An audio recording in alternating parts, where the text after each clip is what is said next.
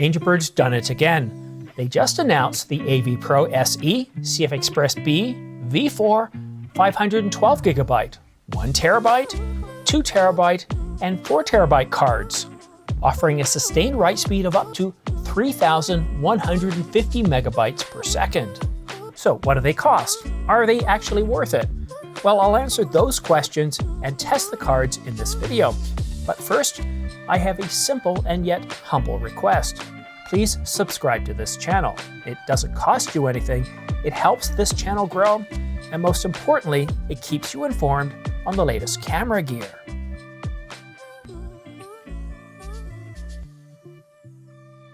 Angelbird just released 4 new CFexpress Type B V4 cards today. The 512GB AV Pro SE CFexpress B V4 card, well, it sells for $179.99. The 1TB AV Pro SE CFexpress B V4 card, well, it sells for $299.99.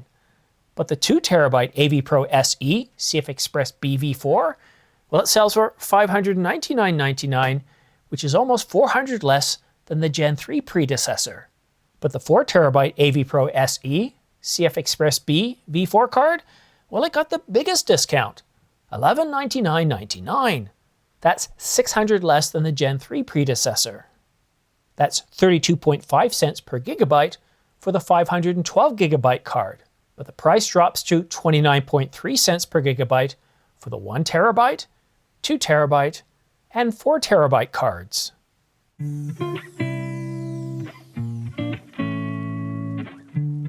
But I know what you're thinking. What is the speed limit for these cards? How fast can they actually go?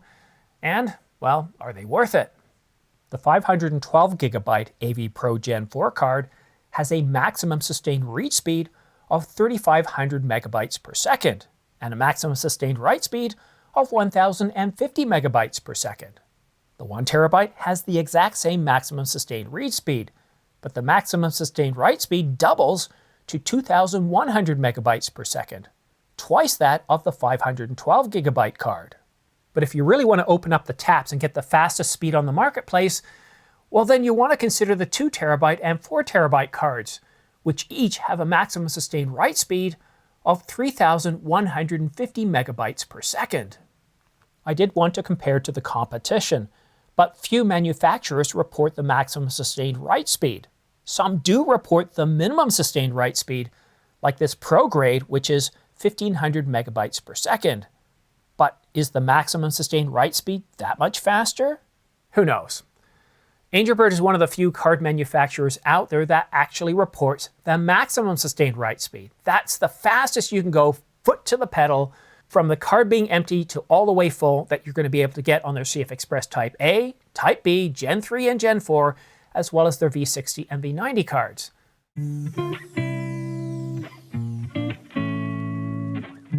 The new card reader has a cap that snaps shut to protect the card when traveling. And instead of being made of plastic, it's made of metal. And this switch? Well, it allows us to operate the card reader in read-only mode.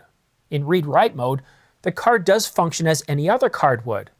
But with the card reader in read-only mode, your data is protected when you connect it to your computer.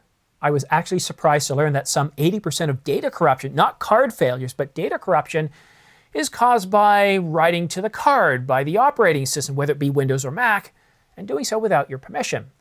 However, there is something I need to tell you about the read and write switch. If you boot up, for example, and if you're in read-only mode and you decide, okay, you know what, I want to write to the card now, and you go ahead and switch it over to read-write, you're not going to be able to read and write. Why? Well, depending on the position that the switch is in, it's going to boot up the firmware to support read-only or read-write. So if you're in read-only mode, you have to unmount it, disconnect the card reader from the computer, make the switch, connect it back, mount it up, and you'll be able to operate in that new mode. The card reader also functions as an SSD. Use the Angelbird mounting bracket PKT when you want to attach it to your camera. Then connect it to your computer in read-only mode, reducing the risk of corruption. This card reader is very different, as I've already told you about, that it can function as an SSD, that it has a read-write switch. But what I really like about it is how compact it is. So look at this. In the palm of my hand, doesn't take up much space. When I'm done shooting, put the card back in, snap it shut, roll it up, throw it in my pocket or in my camera bag, and I'm good to go. And when I'm done, it unrolls, no problems, no kinks. It's a very durable cable. I'm really impressed with how this thing works. And do you remember back, maybe you're not old enough, but back in the 80s, we used to have these write protect switch on our floppy disks. And a lot of us liked them, some of us hated them. But to actually put it back on the card reader, I think that's really incredible. Take it out of our camera, plug it in here, plug it into the computer. If we're not doing any transcoding on the card, keep it in read-only mode, and you're guaranteed to protect your data against any sort of corruption.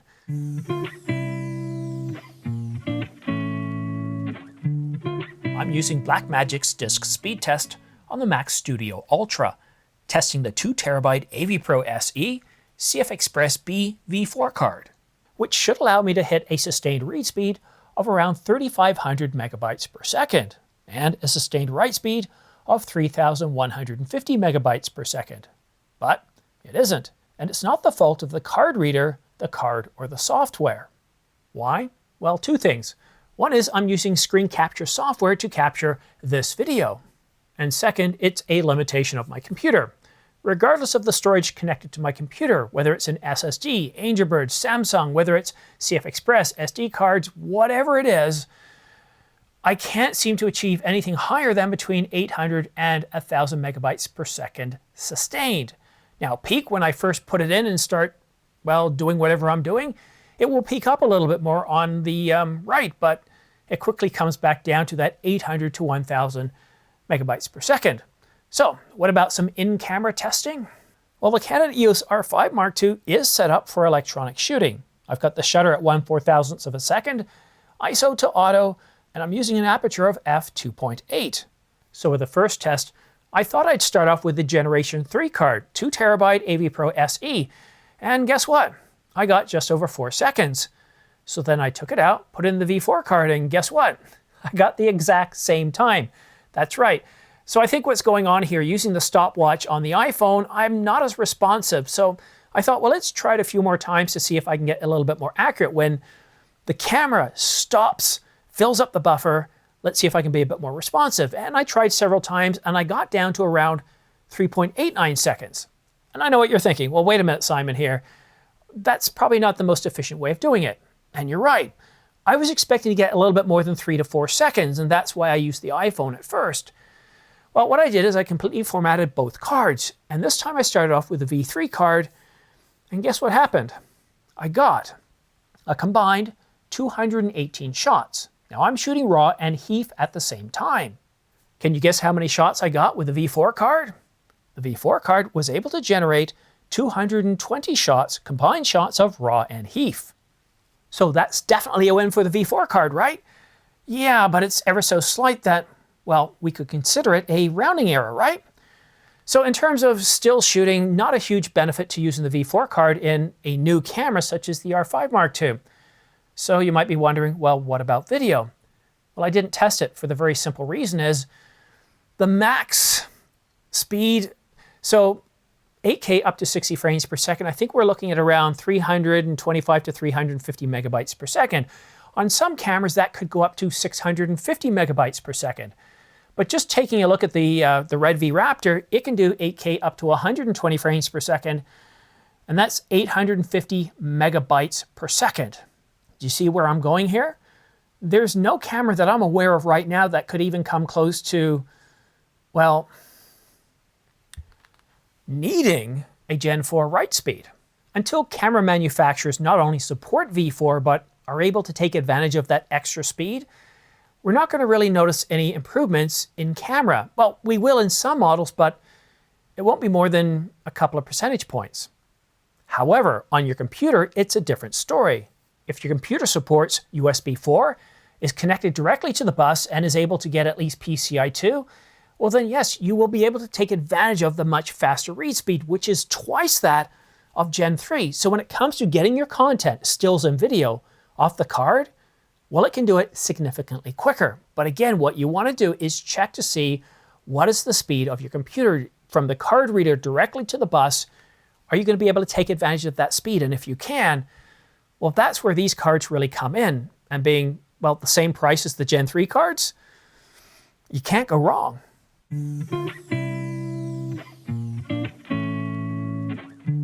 Whenever you buy any non-volatile storage products, Angelbird or otherwise, format them using FW3 write and H2 test. They write to every block of the card, ensuring that it's not a fake. Best of all, they're free.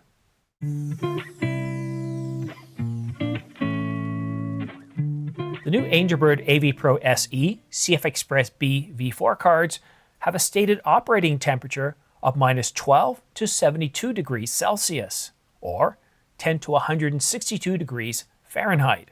And all their storage products also come with advanced thermal management. If you're shooting in a very hot environment where the cards exceed the safe operating temperature, it will shut down to protect the content. The card also has data loss prevention and claims to draw less power than the competition. I've been using Angelbird storage products for 3 years to generate footage like this, using their micro SD cards, SD cards, SSDs, CFexpress, Type A, Type B, Gen 3, and Gen 4. I've never had a card failure, though some early Type B cards had some brittle plastic that could crack. I'm not going to tell you that if you buy an Angelbird product, you might not have a failure sometime in the future. I don't care what storage product you buy.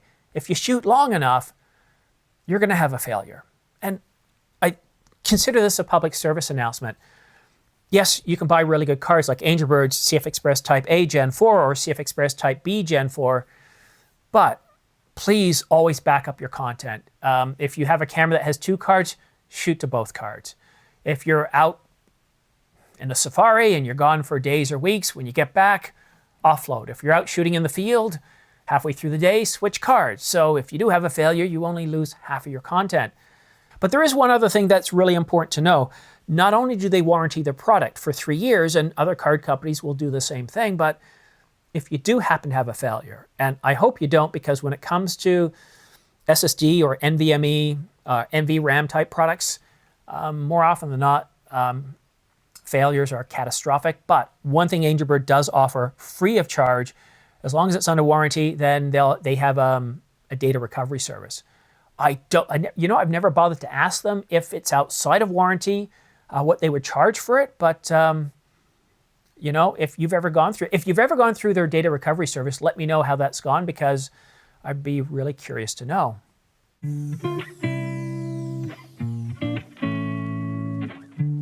Before we close out this video, I think it's very important to revisit some of the terminology.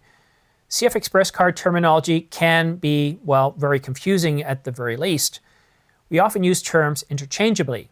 CFexpress 2.0 refers to the association number, and CFexpress 2.0 brought greater industry adoption with their newer card formats a couple of years ago. CFexpress Type A has a single PCIe lane, Type B doubles that to 2 lanes, and Type C doubles that to 4 lanes, although a Type C card is largely theoretical. And each card class has its own theoretical speed limit as well as real-world speed limit. But these speeds, they're not governed by the CFexpress 2.0 certification. They're governed by the PCIe interface generation. These speeds, they're all PCIe interface generation 3 speeds. And these speeds, well, they're all PCIe interface generation 4 speeds.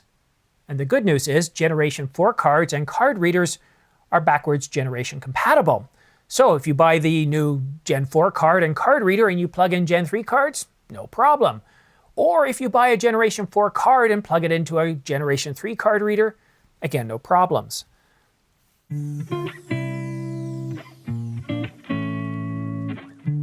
If you have any question about the cards that I've tested in this video, or any of the Generation 3 cards, Type A or Type B, go ahead and put them in the comment section down below.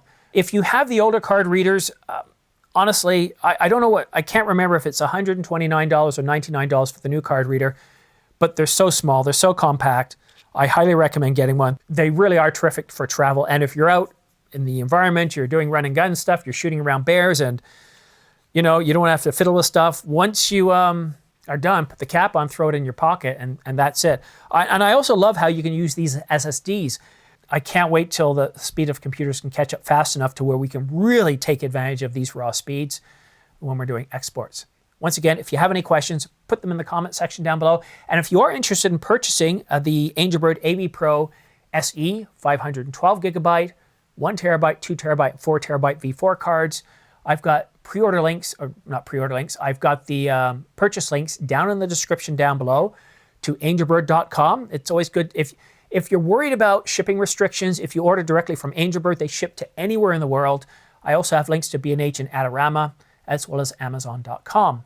And I want to say a big thanks to those of you that actually do use my links, because it really does help keep this channel going. It literally keeps the lights on, and it's very much appreciated.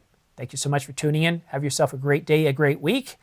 And again, any questions at all regarding these cards or the other card products, like I said, I've got their SD cards, micro SD cards. I've got the V30, V60, V90 cards. I don't use the V30. Why? I've got V60 and V90 cards. I also have their CFexpress Type A, Generation 3, Generation 4, and CFexpress Type B, Generation 3, Generation 4. And yes, I have a drawer just full of hard drives, SSDs, and storage products. It's getting a little crazy. But the good news is I never have to worry about running out of storage. Now, archival, well, that's something completely different. Anyhow, thanks for tuning in, and we'll see you again soon.